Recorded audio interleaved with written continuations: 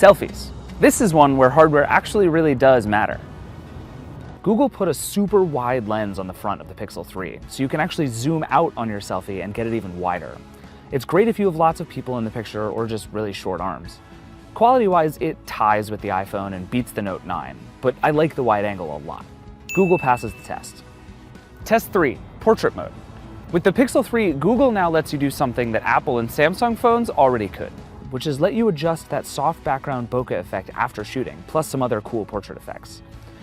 None of these portrait modes look as good as actual bokeh, but Google does it about as well as the others, and out of a single lens. Test 4, low light pictures. This is where smartphones have always struggled, but Google attempts to use AI to fill in the details and sharpness that the camera itself just can't capture. It doesn't always work, but side by side with an iPhone XS or a Galaxy Note 9, the Pixel 3 is more often than not sharper and crisper. You see the iPhone's bluish tint and those bleeding colors? The Pixel 3 has much less of that. So does the Note 9, though I actually think Samsung goes a little too bright and high contrast sometimes. Moving on, test number 5, action shots. The Pixel 3's Top Shot feature automatically tries to pick the best shot from a burst, where the focus is best, or everyone's eyes are open. You can choose a different frame that you captured, though the setting is kind of buried, and Google usually gets it right anyway. Last test, number 6, video. The biggest difference I noticed between the Pixel 3 and the Note 9 or iPhone XS is the Pixel's better stabilization. It keeps shots steady even as you move around. You can also tap on a subject and the camera will stay focused on that person or thing even as they move. It's super impressive. For general photos, the phones are neck and neck. Both produce shots with pleasing color saturation and good exposures. The iPhone has a new HDR mode called Smart HDR, while the Pixel has HDR Plus and HDR Plus Enhanced. When active, both make a big difference in boosting dynamic range in images. For portraits, they each let you change the bokeh or the blur in the background after the shot's been taken.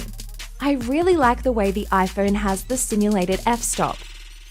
But the Pixel also lets you change the focus point and add foreground blur. The iPhone has a natural-looking blur with smoother transitions between subject and the fall-off. The Pixel's photos look pin-sharp and pop off the screen, but hair or complicated backgrounds can confuse the effect, so you'll see the line where the subject ends and the blur begins. For selfie fans, the Pixel has 2 front-facing cameras. One's a regular field of view and one is a wide angle for getting multiple people or more of the background in the shot. You can also add face retouching options on the Pixel. Without any filters, photos are incredibly detailed and they're almost a little too harsh for my taste. Natural is a good middle ground that doesn't look fake or cartoonish like the softest setting can. White balance is a little bit warmer on the XS overall, and some people do feel the front-facing camera applies a slight smoothing effect, especially in low-light shots. To do that.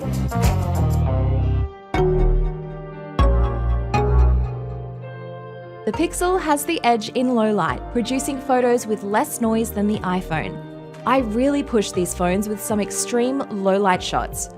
But the Pixel does saturate the red channel a little bit more than the iPhone, so photos can look a bit too vivid. For flash photos, I think the Pixel looks a bit more natural, but this one is really close. The iPhone produces less dramatic shadows, which you might prefer.